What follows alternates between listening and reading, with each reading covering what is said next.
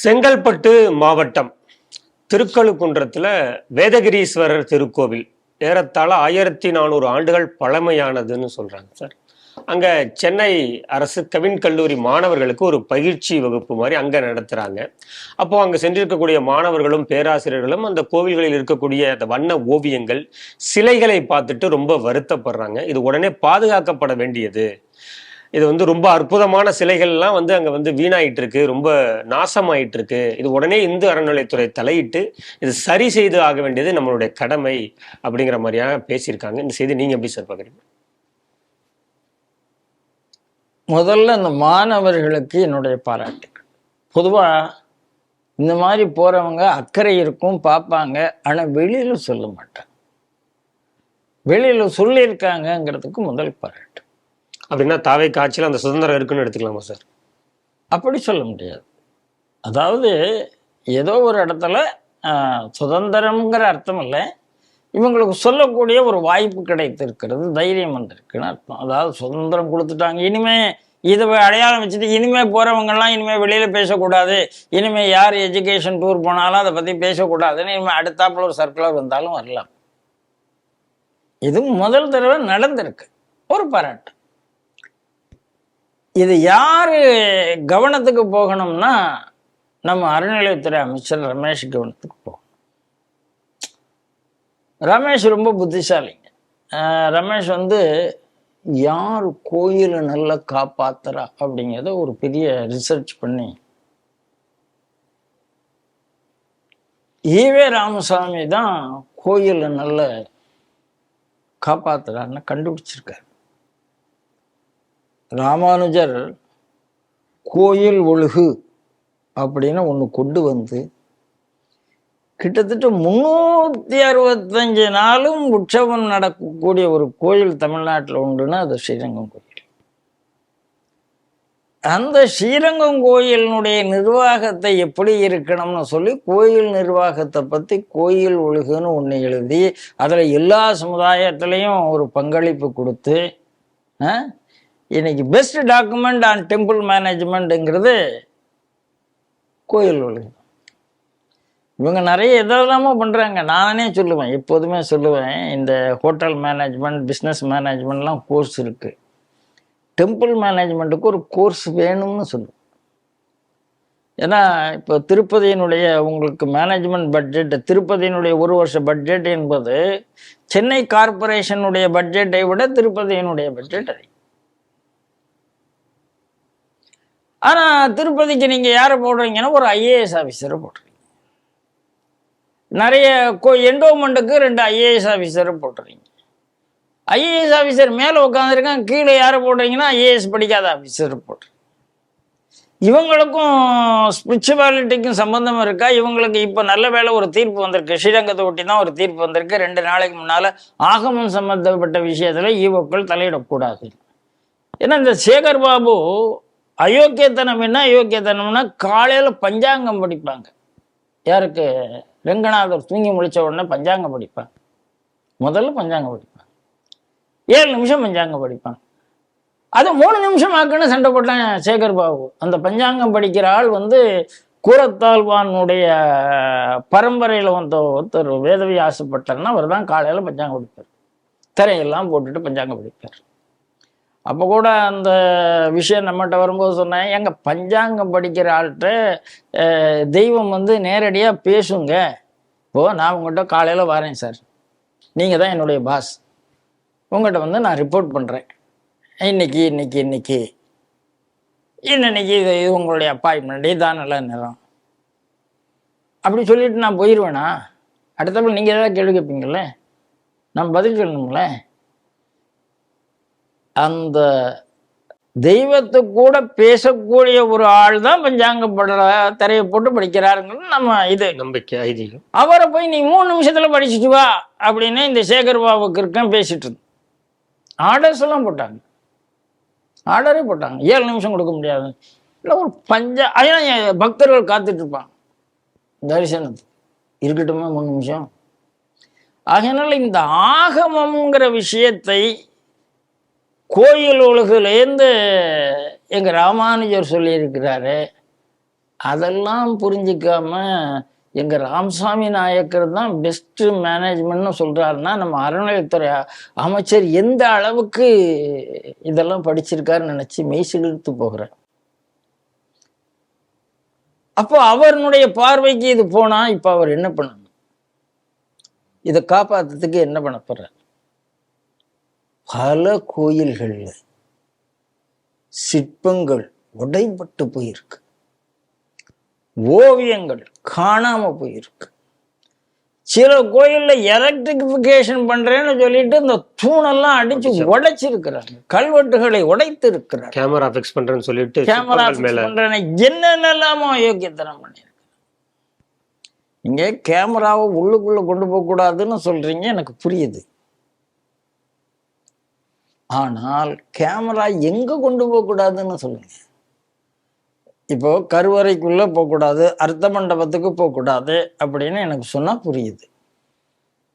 கோயிலுக்குள்ள ஒரு உற்சவம் நடக்குது, கோயிலுக்குள்ள நடக்கிற உற்சவங்களே நிறைய இருக்கும். அதை நீங்க புகைப்படம் எடுக்கக்கூடாது, வீடியோ எடுக்கக்கூடாதுன்னு சொல்றதெல்லாம் என்னால் ஏற்றுக்கொள்ள முடியல. கோயில்ல பிரகாரங்கள்ல நிறைய சிற்பங்கள் இருக்கும், அதை நீங்க எடுக்கக்கூடாதுன்னு சொல்றத, அப்ப என்னுடைய இந்து மதத்தினுடைய சிறப்பை நீங்கள் அமுத்துகிறீர்களா? இல்ல அந்த வெளியில அது வந்துடக்கூடாது, அப்போ வராம இருந்தா தான் அந்த சிலையை கடத்த முடியும்னு நினைக்கிறீங்களா?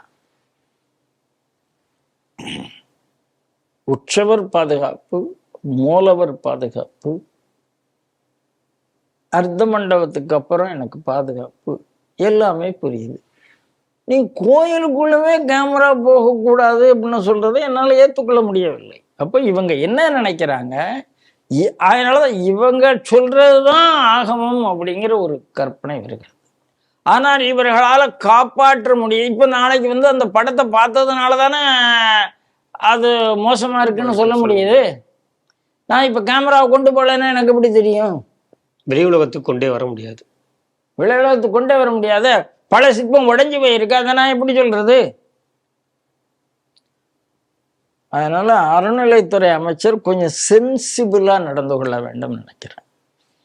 அந்த கோவில்ல இன்னொரு விஷயமும் சொல்றாங்க, 12 ஆண்டுகளுக்கு ஒரு முறை சுயம்பு சங்குன்னு ஒண்ணு அதுல வருது, அதுக்கு அதை காட்சி பார்ப்பதற்கு 5 ரூபாய் சார்ஜ் பண்றாங்க அந்த கோவில்ல. அந்த சம்பவங்களும் இருக்கு அங்க. அதாவது இந்த கோயில் கமர்ஷியலைஸ் பண்றதுல நமக்கு உடன்பாடு இல்லை. ஆனால் தெரிஞ்சோ தெரியாமலோ ஒரு கட்டணம் என்று வைத்து கொண்டு வைப்பதனால ஒரு நல்லது நடந்தா அதை நான் வேண்டாம் என்று சொல்ல போறதில்லை. கோயிலுக்கு உண்டியல்ல போடுறதுக்கு பதிலாக இவங்க வாங்கி, ஆனால் கோயில் இப்போ தீர்ப்பு வருகிறது, மாறி மாறி வருது. கோயில் பணத்துல பள்ளிக்கூடம் நடத்தலாமா, காலேஜ் நடத்தலாமா? நடத்தலாம்னு ஒருத்தர் சொல்றாரு, நடத்தக்கூடாதுன்னு ஒருத்தர் சொல்றாரு, அப்புறம் நடத்தலாம்னு ஒன்று வருது. முதல் விஷயமே கோயில் படம் அது சம்பந்தப்பட்ட விஷயத்துக்கு தான் போகணும். நீங்க பாடசாலை நடத்தத்துக்கு போகணும், ஆகம பள்ளி நடத்தத்துக்கு போகணும். அதாவது இந்த கோயிலை வைத்து உபகோயில்களா இருக்கக்கூடிய கோயில்கள்ல, பூஜை இல்லாத கோயில்கள்ல அவருக்கு போகணும். நீங்க சொல்லக்கூடிய அந்த டெம்பிள் மேனேஜ்மெண்ட்ங்கிற புது கோர்ஸையே கூட கொண்டு வரலாம். கொண்டு இதையெல்லாம் விட்டுட்டு நீங்க அதெல்லாம் விட்டுட்டு நான் கோயில் படத்தை வச்சு என்ன வைப்பேன்? இப்போ நான் திருச்செந்தூர் கோயில்ல இன்னும் 4 எலக்ட்ரிக் கார் வாங்கி பக்தர்களுக்கு அப்படி உள்ள கொண்டு போகிறதுக்கு விட போறேன். சரி, என்கிட்ட நாங்கள் ஒரு டெம்பிள் ஸ்டடி பேசினா நிறைய பேசலாம். டெம்பிள் ஸ்டடி பண்ணோம், டெம்பிள் எக்கனாமி பற்றி ஒரு ஸ்டடி, மயிலாப்பூர் கபாலீஸ்வரர் கோவிலை பற்றி எம்ஜிஆர் ஜானகி காலேஜை சேர்ந்த ஸ்டூடெண்ட்ஸ் பண்ணாங்க. பல ஆண்டுகளுக்கு முன்னால், ஒரு 20 ஆண்டுகளுக்கு முன்னால். அவங்களுக்கு ஒரே ஒரு வருத்தம் என்னன்னா, அந்த கோயிலை சுற்றி பக்கத்தில் எந்த இடத்துலையுமே கழிப்பறை இல்லை, அதனால அந்த இடம் ரொம்ப மோசமாக ஆக்கப்படுகிறது. அவங்க சொன்னது உண்மை, கழிப்பறை இல்லை என்பது உண்மை, கோயிலை சுற்றி கழிப்பறை இல்லைங்கிறது உண்மை, கழிப்பறை வேணுங்கிறது உண்மை. ஆனால் கழிப்பறை எந்த இடத்துல இருக்கணும், எந்த இடத்துல இருக்கக்கூடாது, கோயில் மதிலுக்குள்ள போகலாமா கூடாதானா போகக்கூடாது. அன்னைக்கு அவ்வளோ பெரிய ஸ்ரீரங்கம் கோயிலுக்குள்ள மக்கள் விரதம் இருந்துட்டு போயிட்டு வந்தாங்க. அவங்களுக்கு கோயிலுக்குள்ள போனா நம்பர் 1 நம்பர் 2 எதுவும் வராது. நீங்க போறதுக்கு முன்னாலே சரவணபவன் எதிர்த்தாப்புல இருக்க ஒரு மூக்கு முட்டை ஒரு அடி அடிச்சுட்டு உள்ளக்கு போனோம்னா இப்படி இருக்கும் சார். அதுக்கு என்று ஒரு நியமம் இருந்தது சார். சாமி கும்பிட போறதுக்குன்னு ஒரு நியமம் இருந்தது. நீங்க ஒன்றும் இல்லை சார், சர்ச்சு போறீங்க, சர்ச்சில் பெஞ்ச் இருக்கா? பெஞ்சில் உட்காந்து தானே ப்ரேயர் பண்றாங்க. எந்த கோயில்லையாவது உள்ள போய் அர்த்த மண்டபத்துல குழு மண்டபம் இருக்கு, குழு மண்டபத்துல எங்கேயாவது பெஞ்ச் இருக்கு? சாமி உட்கார்ந்தான் பார்க்கணும், உட்கார்ந்தான் கோஷ்டி சொல்லணும், உட்கார்ந்தான் இது சொல்லணும். இன்னைக்கு வயசானவர்களுக்கும் முடியல, வயசானவர்களுக்கும் சுகமா இருக்கு, 3 மணி நேரம் ஆகுது. அன்னைக்கு எப்படி சமாளிச்சாங்க? எல்லாமே மாறி போயிருக்கு. அதே நேரத்தில் இன்க்ளூசிவா நாம இருக்கணுங்கிறத நாம இல்லை என்று சொல்லக்கூடாது. மாத்தணுங்கிறதுல நமக்கு மாற்றுக்கிறது கிடையாது. ஆனால் எதுவுமே அந்த கோயிலினுடைய விஷயத்துக்கு முதல் கவனம் கொடுத்து விட்டுத்தான் நீங்க மற்ற இடத்துக்கு போகணுங்கிற.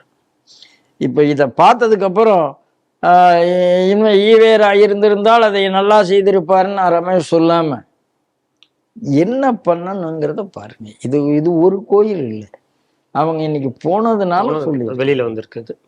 இத மாதிரி 1000 கோயில்கள் இருக்கு தமிழகத்துல. 1000 ஆண்டுகளை தாண்டின கோயில் எக்கச்சக்கமா இருக்கு. 1500 ஆண்டுகளை தாண்டிய கோயில் இருக்கு.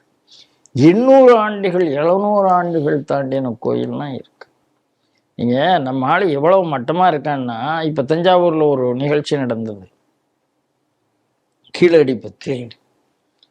கோவன், அந்த கோவன் எந்த அளவுக்கு இருக்குன்னா, அவ்வளவு அட்டகாசமா கோபுரம் இருக்கு. கோபுரத்துல அவ்வளவு சிற்பம் இருக்கு, படம் இருக்கு, வண்ணம் இருக்கு. 1500 ஆண்டு கால வரலாறு இருக்கு. இந்த கண்ணுக்கு தெரிஞ்ச வரலாறை விட்டுட்டு தெரியாத வரலாறை மண்ணுக்குள்ள தோண்டி கொண்டு நீங்க ஏதோ கதை சொல்லி கொண்டு இருந்தீர்கள். ஆகையினால என்னுடைய அறநிலைத்துறை அமைச்சர் இதை சீரியஸா எடுத்துக்கொண்டு என்ன செய்யணுமோ அது செய்யணும். சும்மா ஏதோ செய்யறாங்கன்னு விடாம, எங்களை பொறுத்தளவுல பக்தர்கள் என்ற விஷயத்துல நாங்க சொல்றது, உங்க கேமரா எந்த இடம் வரைக்குங்கிறதோ நீங்க முடிவு பண்ணுங்க. கோயிலை பத்தின நல்ல விஷயங்கள் வெளியில வந்தே ஆகணும், அதை நீங்க தடுக்காதீங்க. கோயில்ல நடக்கக்கூடிய அநீதிகள் வெளியில வந்தே ஆகணும், அதை நீங்க தடுக்காதீங்க. அப்படின்னால்தான் நீங்கள் இந்து சமுதாயத்துக்கு உண்மையாக இருக்கிறீர்கள்னு அர்த்தம். செத்துப்போன ஆதீனத்தை பேரை போட்டு இன்விடேஷன் அடிச்சா உங்களுக்கு அதை பத்தி எந்த அறிவும் இல்லைன்னு அர்த்தம்.